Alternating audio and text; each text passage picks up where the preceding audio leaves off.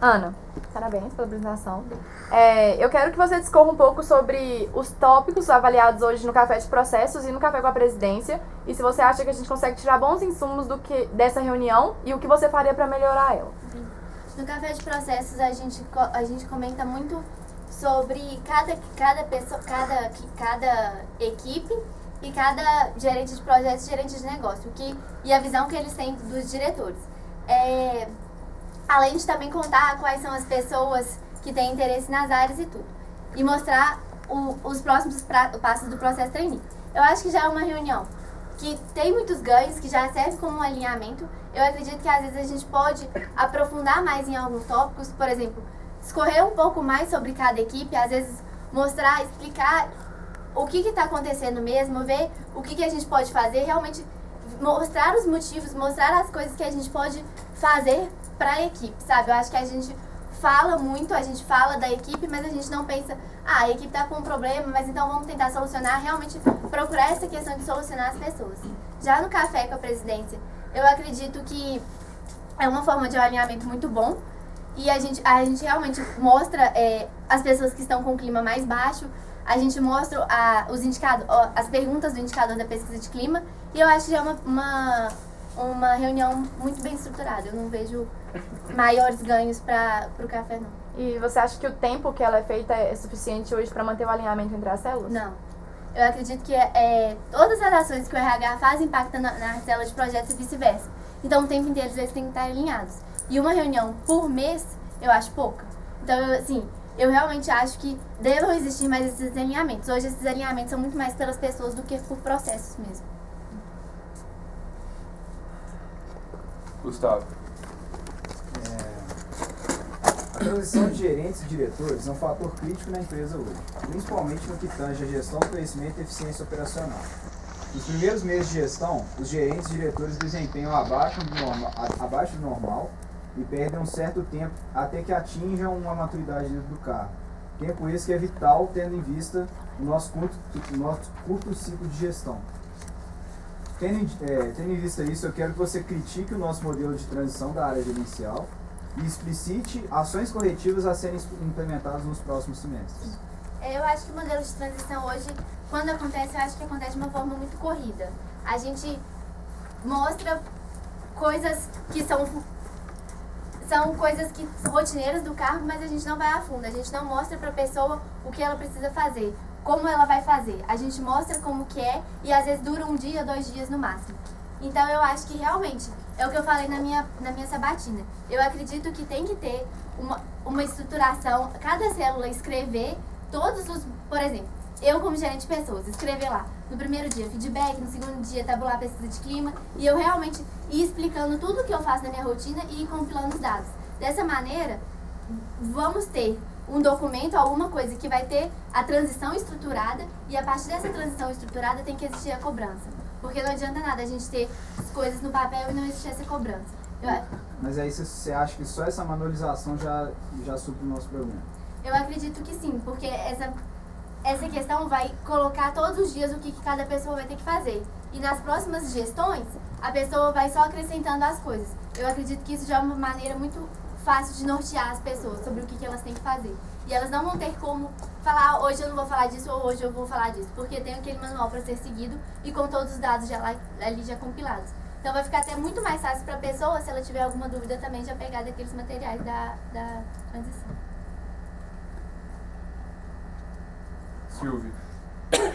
Ana, hoje o cargo de consultor líder na empresa pode tanto motivar quanto desmotivar os membros.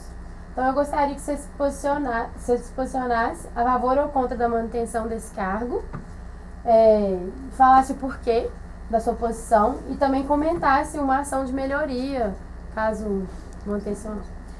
Eu acredito que deve ser mantido. Eu acho que é um dos cargos mais que é importantíssimo, porque é a partir desse cargo que a gente vai ter os diretores de projetos, gerente de negócio. Então ele realmente deve ser mantido. As pessoas devem estar ocupando lá. Devem ser pessoas com liderança que vão conseguir executar os projetos. Eu acho que uma ação que a gente pode tomar para que não desmotive ou que às vezes a gente consiga o maior número de pessoas de consultor líder é a questão do acompanhamento que eu falei. Se a gente tem um acompanhamento, ajudando as pessoas no ponto de melhoria de cada uma, criando planos de ações para elas conseguirem se desenvolver, eu acredito que elas vão estar muito mais aptas para, na avaliação de desempenho, estar conseguindo exercer o papel de consultor líder.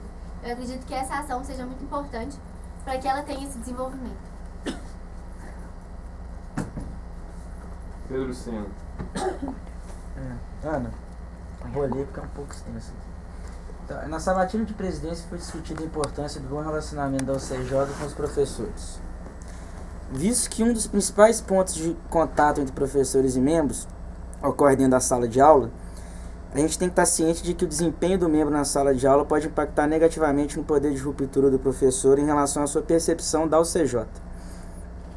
Sabemos também que não temos um controle do que o membro faz fora da empresa, mas que podemos incentivar um melhor desempenho. Atualmente, uma ação utilizada pela empresa é o Cabeção UCJ. Eu queria que você avaliasse para mim a efetividade dessa ação, com base no que eu falei anteriormente, e, se possível, sugira alguma alternativa de incentivo de desempenho e conduta na faculdade para a gente conseguir melhorar, né, a relação que a gente tem com professores e com a FACE. Eu acho que o Cabeção UCJ não é o suficiente porque eu não vejo as pessoas chegando e falando eu vou pra aula porque eu quero ser um cabeção da UCJ. Não, eu acho que é uma medida de reconhecimento, eu acho muito bacana, eu acho que deve ser mantido, mas só ela, eu acho que só ela não é o suficiente. Eu não consigo pensar assim uma medida que vai trazer os professores. Como a gente vai conseguir trazer que os membros fiquem mais dentro de sala de aula, que tenham um desenvolvimento melhor? Eu acho que a iniciativa do Cabeção foi muito boa, mas eu não sinto as pessoas terem abraçado tanto essa iniciativa. Então, realmente, eu acho que eu teria que pensar mais um pouco sobre como a gente vai conseguir estreitar essa relação com as pessoas, como que a gente vai colocar no membro essa questão de que eles têm que estar na aula. A gente pode estar sempre batendo nessa tecla, mas uma medida assim pontual eu não consigo pensar agora. Diego.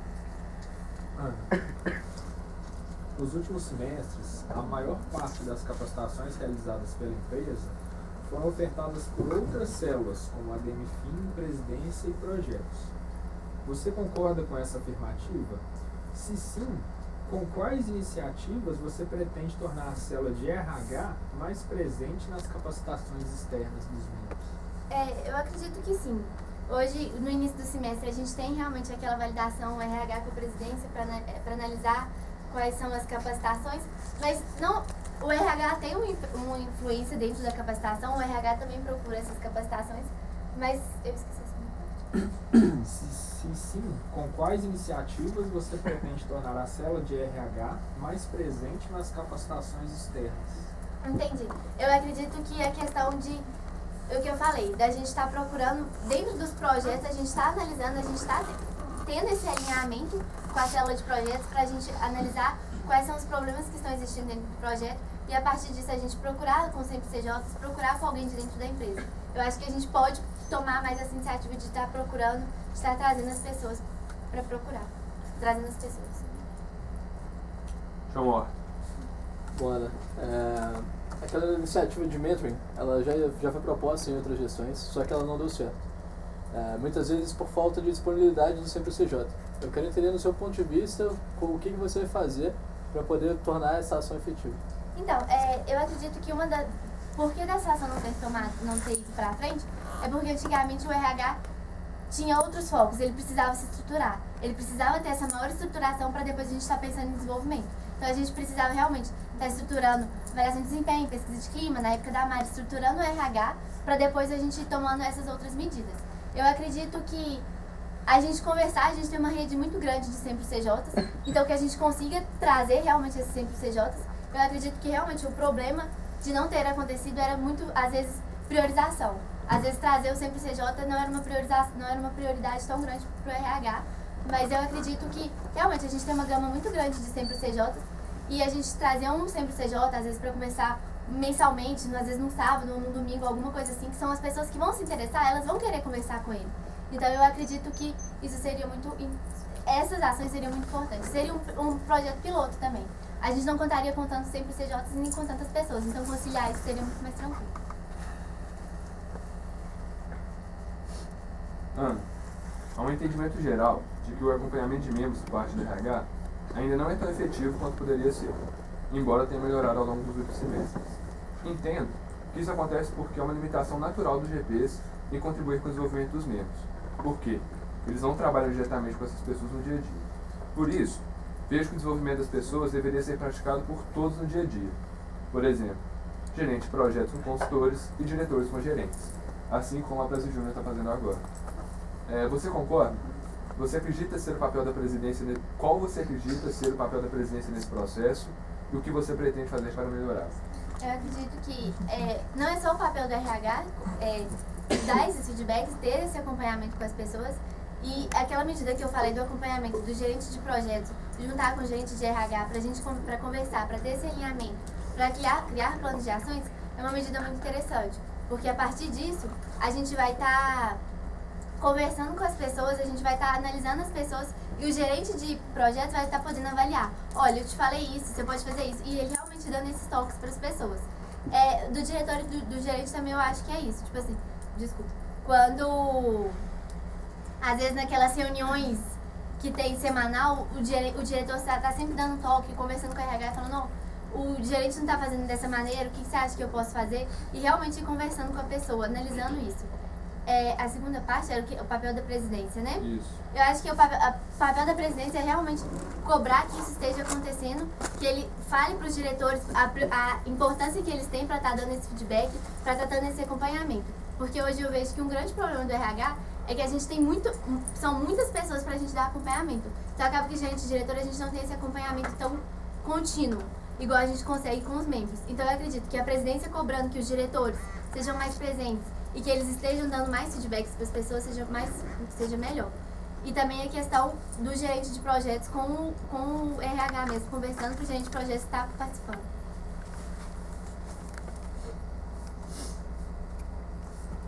Luísa Soares. A dúvida já foi respondida. André Maia. Ana, você tinha falado em relação a como se fosse a criação de um manual de processos de cada gerência para que isso possa ser utilizado como uma forma de transição. Em projetos, isso já foi feito pelo Rubens e pela Mariana, e a gente sabe que não é tão bom, visto que, por mais que a gente entenda todo o cronograma, o que tem que ser feito, a gente não sabe como fazer. Na sua opinião, é mais eficiente que ocorra uma pré-transição, assim como foi proposta na diretriz de projetos, ou que tenha uma cogestão após o momento que essa pessoa seja promovida? Olha, à medida que eu falei da questão do acompanhamento ser pautado no plano de carreira, eu já estava pensando nessa pré-transição. Se a pessoa está sabendo mais qual que é o plano de carreira, quais são as competências que ela tem que melhorar, ela consequentemente vai estar procurando mais o gerente ou o diretor. Ela vai estar tendo essa procura, essa busca maior por estar conversando com a pessoa e tudo. E essa cogestão eu acho importante ter por um período pequeno. Eu acho que uma semana é o básico, eu acho que realmente essa questão de não ter rodado, eu acho que é por falta de cobrança. Eu acho que se tem alguém ali pra cobrar, pra falar, olha, você tem que fazer isso, você tá com alguma dificuldade, então vem cá, vamos sentar pra você fazer isso. Eu acho que falta essa cobrança e se existir essa dificuldade, de alguém tá ali sanando.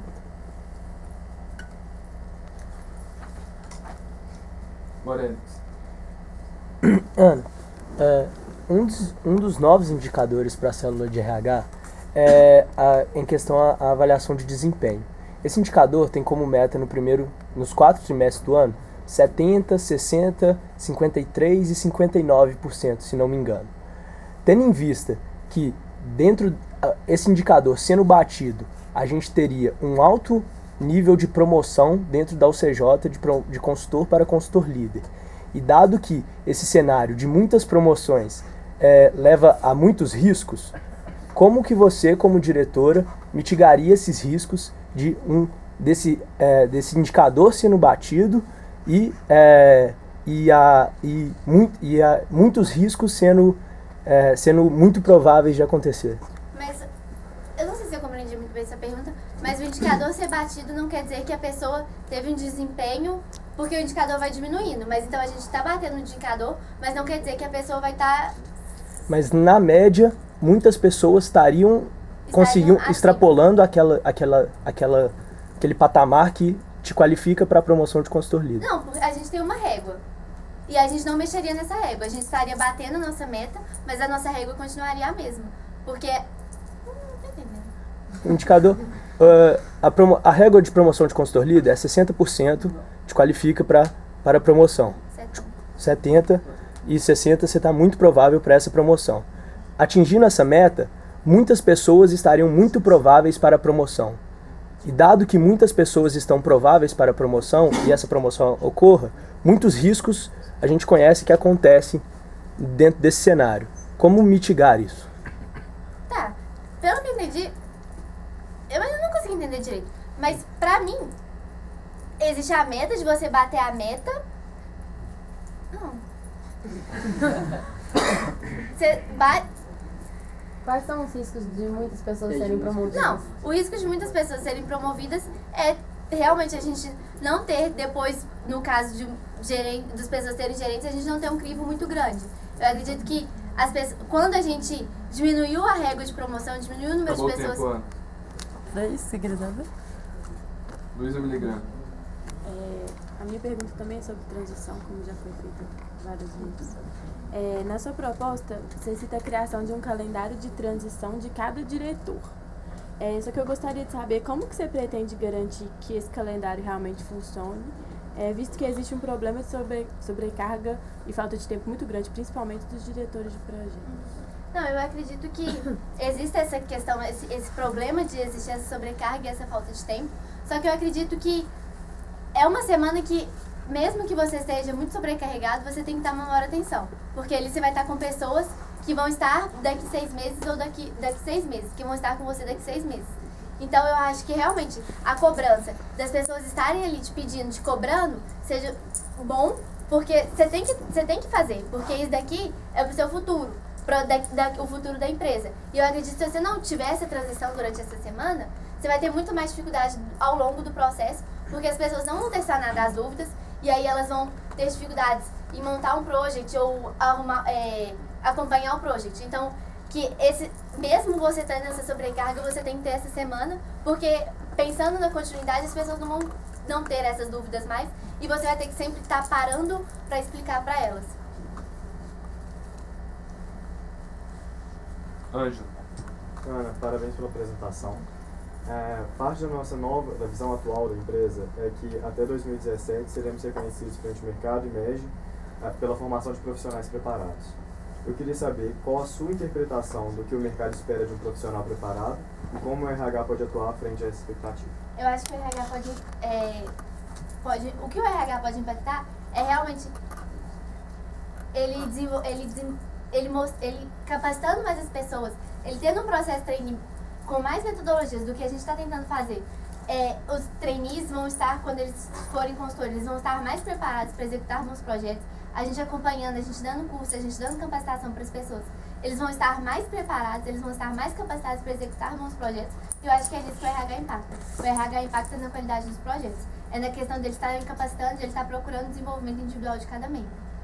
Eu acredito que a primeira pergunta era do qual a sua interpretação do que o mercado espera de um profissional preparado?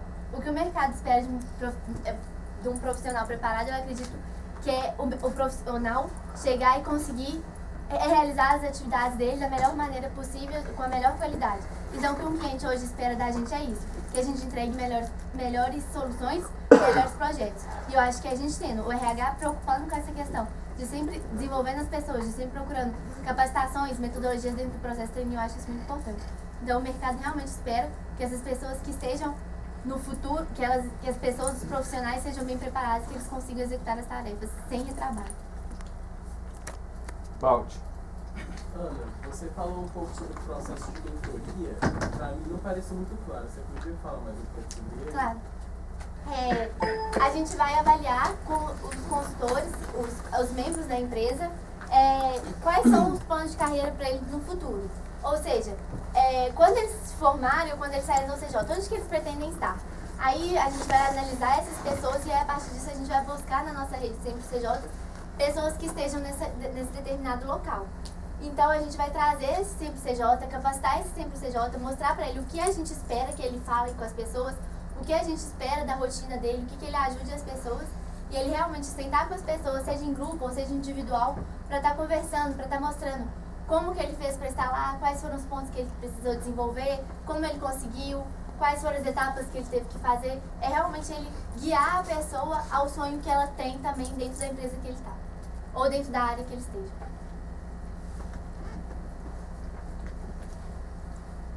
A gente aproveitou só 12 minutos e 50 segundos, 20 minutos de pergunta.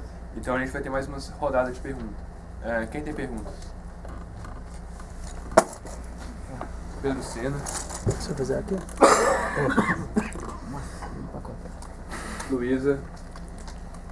Marcelo.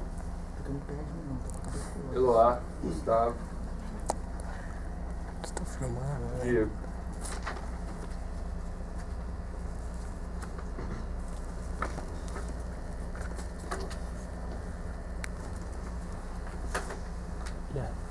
Eu. Luísa. Eu também. Morelli Cintura. Pergunta, Luísa. Ana, parabéns pela apresentação. Eu queria saber como que você pretende, assim, fazer com que esse negócio de mentoria dê certo, sendo que você tem que alinhar o tempo e a disposição de um centro CJ com o do membro, sabe? Como que você pretende fazer que isso realmente dê certo? Que o centro CJ realmente queira fazer isso?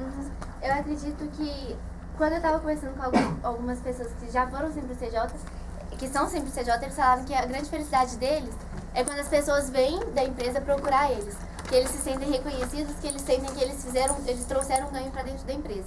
Então eu acredito que, por ser um projeto piloto, por ser com menos pessoas, a questão de bater horário seja mais fácil. E eu acredito também que, se a pessoa esteja interessada, qualquer horário que o Sempre CJ estiver disponível, seja no sábado, domingo ou dia de semana, ele vai conseguir se adaptar. Então, como é um projeto pequeno, onde a gente não vai ter tantas pessoas por ser um projeto piloto, para a gente realmente analisar quais são os ganhos e os riscos desse projeto, eu acredito que essa questão dos horários consiga ser mais tranquilo de ser ajustado. Marcelo. Ana, capacitações são ótimas, cursos com certeza, e tenho certeza que todo mundo tem interesse em fazer sempre mais. O maior impedimento, com certeza, é os recursos financeiros que a gente possa estar realizando nesses cursos. Como você acha que a gente deve priorizar os cursos dentro da empresa por cargo, projeto, ou como você pretende mais direcionar esses recursos para utilizar eles da forma mais estratégica possível dentro da empresa? Eu acredito que, quando a gente está num cenário que a gente tem algumas restrições, eu acho que a gente pode avaliar o quanto o curso vai ser agregador para a pessoa e o quanto a pessoa vai se desenvolver dentro do curso. Então, se a gente tem um curso que a pessoa, ou que seja do plano de carreira dela, ou que seja extremamente ligado ao que ela está executando dentro do projeto, eu acho muito válido ela fazer. E é realmente ter esse crivo maior em questões de restrições. De a gente analisar isso que já vem acontecendo hoje também. De a gente analisar quais são os ganhos que vão ter dentro do curso, quais são as competências que o membro vai se desenvolver e se é realmente interessante ele estar fazendo ou não, de acordo com esse cenário. Existe algum tema que hoje é visto como prioritário para a realização de cursos? Algum foco, por exemplo, o RH percebe que os membros têm uma deficiência maior em uma determinada área? Vocês chegaram a buscar ou pensaram em buscar algum profissional determinado? De finanças ou talvez projetos? Eu desconheço alguma ação desse tipo.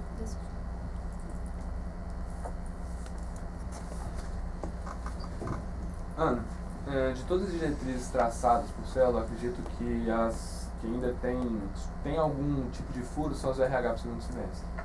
Então, queria que vocês posicionassem frente a elas quanto à pertinência de todas as ações ou até mesmo da necessidade de outras diretrizes. Eu acredito que as diretrizes são bastante pertinentes. Eu acredito que ainda faltaram algumas diretrizes. Por exemplo, a gente não colocou diretrizes de análise do processo seletivo e do processo trainee. Eu acho que realmente existem algumas diretrizes que a gente pode estar acrescentando. O que pode ser inserido? O que pode ser inserido são as questões que eu falei na minha proposta, na minha sabatina. A questão de realmente ter esse acompanhamento mais de perto, igual a gente tinha como diretriz esse semestre o material da Sandra Beth, mas eu acho que já é um momento muito difícil da gente colocar. Mas eu acho que essa diretriz que a gente não conseguiu bater esse semestre, seria mais fácil a gente colocar no semestre que vem, quando a gente tiver esse acompanhamento das pessoas. Então eu acho que esses são os problemas. Aproveitando o tempo que ainda tem, queria que você avaliasse a política de desligamento que foi feita, avaliando se tem furos ou não nela. Eu acho que a política de desligamento foi muito boa para a empresa, porque a gente realmente está com pessoas aqui dentro da empresa que têm os valores, que têm as coisas que a gente precisa para elas estarem executando bons projetos. Como qualquer ação, eu acredito que possam existir furos, possam existir alguns problemas, mas eu não vejo tantos problemas nela, sabe? Eu acho que existem falhas, algumas falhas que devem ser tomadas, mas eu não acredito que isso seja... Ela tem muito mais ganho. Morelos. Ana, na verdade eu queria te dar mais 1 minuto e meio para voltar na minha pergunta anterior. Analisando um cenário com muitas pessoas sendo promovidas a consultor líder, como você, como diretora de RH, mitigaria esse cenário? Eu analiso que assim, quando antigamente existiam muitas pessoas sendo promovidas, é porque às vezes não existia um crivo tão grande. As pessoas eram promovidas, era muito tinha uma avaliação de desempenho, mas era muito pela noção da célula de projetos, o RH às vezes não influenciava tanto nessa decisão. Eu acredito que hoje, mesmo que existam muitas pessoas sendo promovidas a consultora líder, mas sejam pessoas que realmente possuam papel de liderança, possuem competências que são importantes para o consultor líder, eu acho que eu não vejo problema de ter muitas pessoas tentando, se são pessoas muito boas.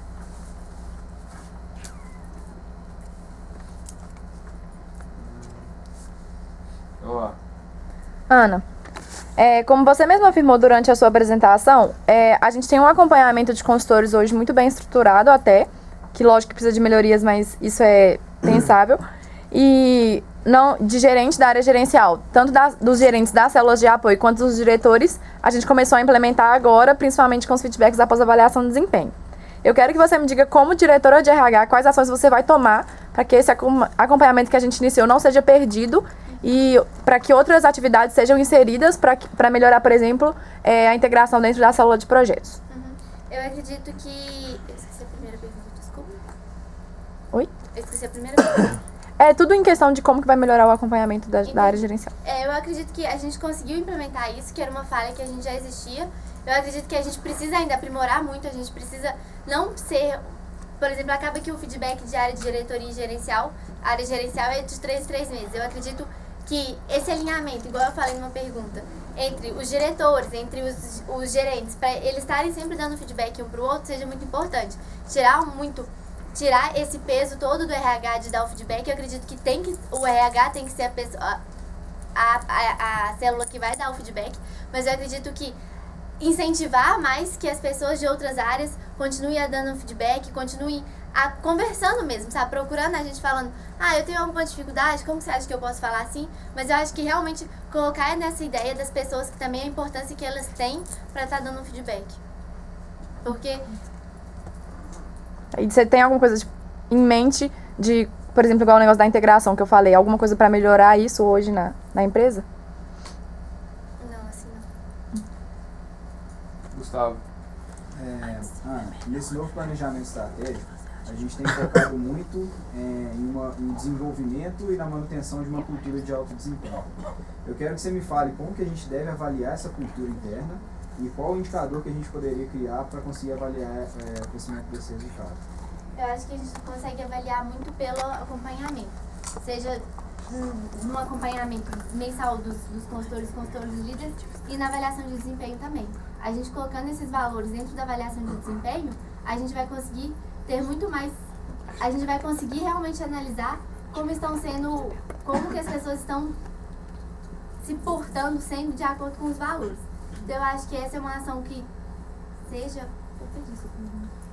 Eu perguntei como que a gente consegue medir essa cultura interna. Na verdade, você chegou a citar que a gente tem que colocar os valores dentro da avaliação de desempenho. Mas para a gente fazer isso, a gente tem que reestruturar a avaliação de desempenho ou a gente só vai ter que inserir e deixar as perguntas que já existem? Eu acredito que a gente tem que avaliar mesmo quais são as perguntas pertinentes, quais são as perguntas que devem continuar e quais são os valores que a gente quer inserir dentro da avaliação de desempenho. Então é realmente passar uma análise, passar um filtro na avaliação de desempenho para a gente ver quais são as perguntas pertinentes, o que a gente pode deixar e o que a gente pode alterar. E o indicador que eu proporia, pensando em, sei lá, no acompanhamento dos membros, qual que está sendo o desempenho deles frente aos indicadores.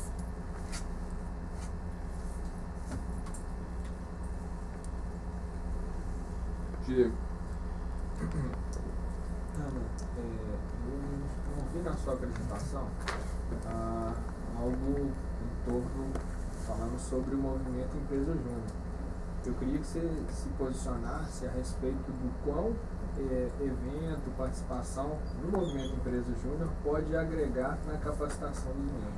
Eu acredito que isso pode agregar muito, porque a gente tem muitas empresas júniores, muitas empresas que são parecidas com a gente ou que a gente possa auxiliar, então eu acredito que a gente tem que permanecer, a gente tem que ter membros engajados no movimento para que a gente tenha esse maior alinhamento com tudo que está acontecendo e que a gente consiga também fazer benchmarks com as empresas, com as EJs, para a gente também estar se desenvolvendo. Então eu acho que é muito estratégico a gente ter pessoas dentro de instâncias, dentro de federações, eu acho isso muito bacana. Acho que isso tem que ser muito.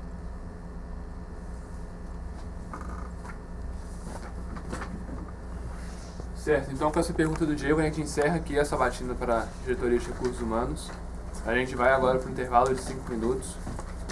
A gente volta com essa batida no Conselho Administrativo e nesse momento o Gustavo vai coordenar o período de batida, visto que eu sou candidato, o Estatuto impede minha coordenação no momento, ok?